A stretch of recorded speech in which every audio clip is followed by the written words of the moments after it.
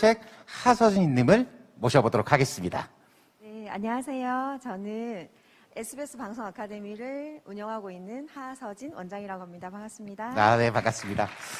오늘 한 40분 정도 이렇게 진행이 되는데 우리 정말 많은 분들이 뷰티에 관련해서 정말 많이 궁금해 하시더라고요. 그래서 오늘 우리 선생님께서 한 20분 정도 뷰티에 관련해서 설명해 주시고요. 나머지 20분은 함께 질문 받고 함께 만들어가는 시간 가져보도록 하겠습니다. 가운데. 메이크업 아티스트는 여러 가지 직업들 중에서 가장 다양성을 가지고 있는 직업이라고 생각을 해요. 어떤 남을 예쁘게 해주는 직업을 떠나서 어떤 그분들의 가지고 있는 단점들을 보완해서 또 새로운 모습으로 보여주는 모습이기도 하고, 요즘에 이제 코로나 때문에 언택트 시대가 되면서 본인을 어떤 영상으로 보여주는 것들이 많잖아요. 그래서 요즘 우리 10대들은 본인의 모습을 뭐 어떤 그냥 순수한 모습, 좀 귀여운 모습, 뭐 어떤 자기만의 이미지를 가지고 본인들의 어떤 SNS를 송출하는 경우가 많아요. 캐릭터를 하나 만들어서. 근데 거기에 있어서 가장 중요한 거는 어떤 이미지를 만들어가는 과정이라고 본다면, 저희 메이크업 아티스트라는 직업은 아주 거기에 아주 큰 역할을 하는 것 같아요. 그래서 메이크업 아티스트는 연예인 스타일리스트, 지금은 현재는 이번 주 일요일 같은 경우에 제가 이제 뭐 그 광고 촬영이 있어서 가서 그 연예인들 메이크업이나 이제 뭐 코디나 이런 걸 해주는 경우도 있지만, 서울 같은 경우에는 방송국에 저희가 이제 분장실에 소속이 돼서 연예인을 꾸며주는 그런 역할을 하시는 분들도 계시고, 방송 분장사 같은 경우에는 뭐 뷰티라든지 이런 걸 떠나서 그 어떤 컨셉에 맞는 그런 메이크업을 하는 경우가 있고요. 뭐 선생님은 어떻게 해서 선택을 하게 됐나요? 이렇게 했을 때 전 그냥 너무 하고 싶었고 재밌고 좋아서 하게 되었어요. 어떤 직업인지는 제가 잘 알겠는데, 그럼 이걸 어떻게 준비를 하나요? 제가 이 직업을 선택하고 싶으면 어떻게 준비를 해야 되나요? 하시는 분들이 많더라고요. 그래서 메이크업을 만약에 전문적으로 하시려고 하시면 메이크업 국가 자격증을 따시게 되면 면허증을 부여받아서 샵을 운영을 할 수가 있고요. 그다음에 이제 아까 보셨던 방송국 같은 경우에는 방송 분장사라는 또 이제 특수 분장이라든지 뭐 아시다시피 이제 무서운 뭐 이런 캐릭터, 그다음에 뭐 이렇게 분장 같은 게 요할 때가 있어요. 그래서 분장 관련돼 있는 직업들을 같이 할 수 있습니다. 그리고 뷰티 일러스트라는 직업이 또 있는데요. 뷰티를 그림으로, 색감으로 그려내는 자격증이 있어요. 그래서 자격증을 따실 수 있고, 아까 보셔서 아시겠지만 이제 저희가 메이크업을만 하는 게 아니라 사람을 메이크업을 꾸며주고 헤어까지 연출해야 또 하나의 어떤 예쁜 모습이 그려지잖아요. 그래서 저희 같은 경우에는 업스타일, 머리를 연출하는 그런 민간 자격증에서부터 국가 자격증까지 전문적으로 굉장히 많이 세분화가 돼 있어요. 그래서 본인이 원하시는, 내가 배우고 싶은, 또 내가 원하는 직업에 관련돼 있는 직업의 자격증을 따셔가지고 하시면 됩니다. 직업에 대해서 뷰티 아티스트에 대해서 정말 잘할 수 있었다고 생각하셨나요? 아니면 정말 좋아하셨나요? 사실 저는 솔직하게 말씀을 드리면 네네.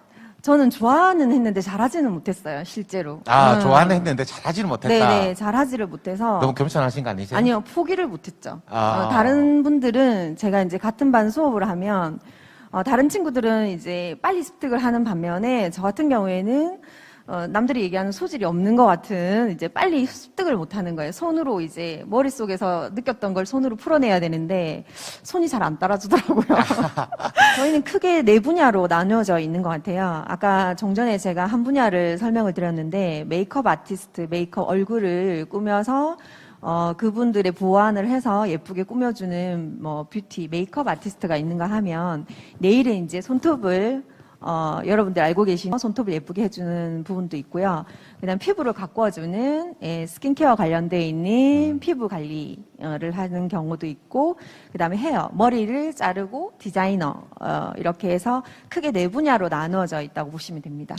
네 분. 이사벨 씨 혹시 영상을 혹시 보셨나요? 네네. 그분의 특별한 점은 뭐라고 또 혹시 생각하신가요? 저는 개인적으로 그분의 독창성이 좋아요. 독창성. 네, 왜냐면 이제 저희가 배울 때는 뭐 눈썹을 먼저 그리고 뭐 섀도우를 먼저 하고 입술 이렇게 정석 책에 나와 있는 그런 이제 정석적인 부분들을 많이 요하했다고 한다면, 이분들 지금의 유튜버들 또 그분이 대표하고 있지만 그분들은 뭐 입술에 바르는 거를 눈에다가 한다든지, 그러니까 틀을 깨고 본인만을 가지고 있는 소화력이 있다고 생각을 해요.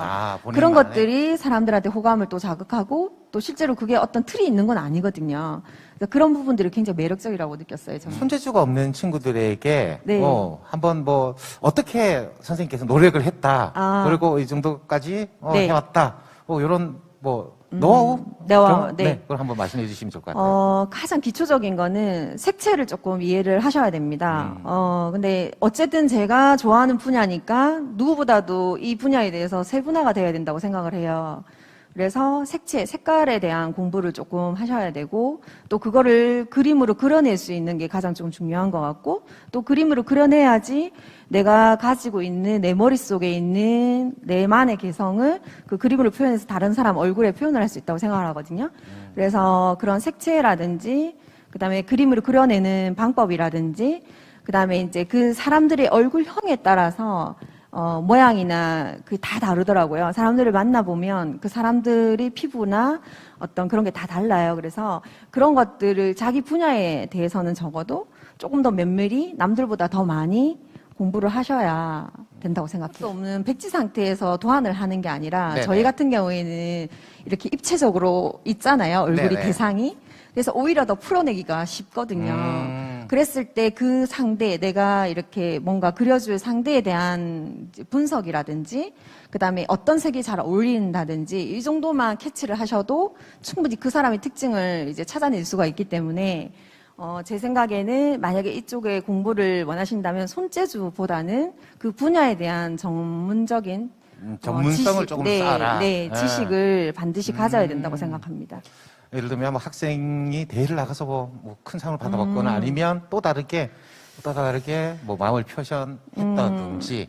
실은 이제 저 같은 경우에는 예전에는 뭐 한 15년 전에는 성인분들이 주로 이제 이거를 배우셨어요. 근데 그 이후에 이제 학생들이 줄빗하면서 많이 오게 됐거든요. 10대들이.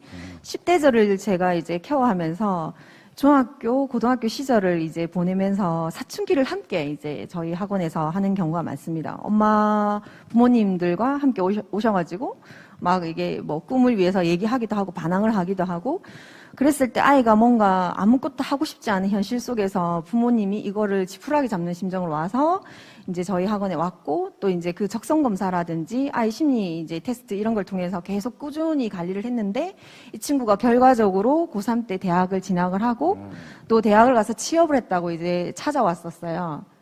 그럴 때 굉장히 뭐 이렇게 뭐 표현할 수 없는 약간 뿌듯함이 있는 것 같아요. 직업에 네, 매력이 있는 것 같아요. 최근에 갔다 오신 대회에서 뭐 어떤 종목으로 함께 참가하셨는지. 저는 사실 조금 전략적으로 하는데요. 네네, 전략적. 네.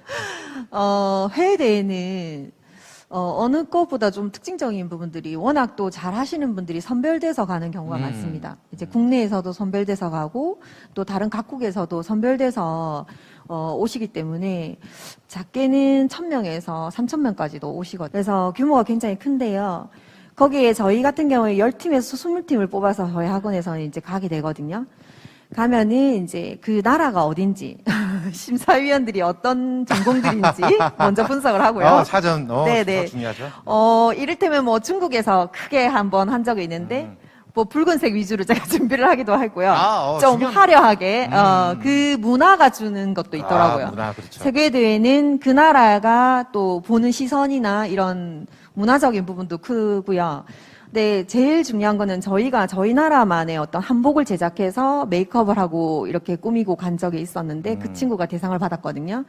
근데 저희 나라가 이렇게 해외에 나가보면 괜히 애국심이 생기는 게 아니라 저희 전통적인 게 굉장히 화려하고 아름답습니다. 아, 그렇죠. 그래서 네. 그 나라에 있는 모델한테 입혀도 음. 저희 나라 거는 굉장히 빛이 나거든요. 웬만한 드레스 같은 게 비스나 이런 걸로 화려하지만 저희 나라 한복이 색깔에서 주는 그런 아름다움이 있어요. 그래서 가장 한국적이면서 가장 이제 아름다운 것을 준비해서 가면 거의 뭐 다 대상을 받았던 것 같아요. 마지막 질문이 될 것 같네요. 네네. 우리 뷰티 미용 분야를 준비하는 많은 학생들이 있습니다. 네. 학생들에게 선생님으로서 또는 네. 선배로서 네. 해주고 싶으신 말이 있다면? 저는 사실 20년 전에 이거를 시작할 때 지금도 좀 이 생각을 계속하고 있는데요. 또 저희 직원들이나 또 저희 이렇게 학생들한테 계속 얘기를 하는데 저는 아무것도 없는 상태에서 저희가 뷰티 문화가 많이 흡수되어 있는 상태가 아니고 사실은 많이 알려져 있지 않은 그런 상태에서 제가 시작을 했고 현재도 이 일을 하고 있는데요. 만약에 이 일을 꿈꾸고 계시는 분이라고 한다면 저의 좌우명 강력한 상상은 현실을 창조한다거든요. 내가 무언가를 하고 싶다, 이거를 해내고 싶다라고 생각이 든다면 강력하게 조금 더 깊이 있게 계속 지속적으로 강력하게 상상한다면 본인이 꿈이 현실로 창조가 돼 있지 않나. 실제로 제가 이제 경험했던 일이고 여러분들이 꼭 할 수 있는 일이라고 생각합니다. 그래서 지금이라도 이 직업을 꿈꾸는 친구들이라면 두려워하지 마시고 과감하게 도전했으면 좋겠습니다.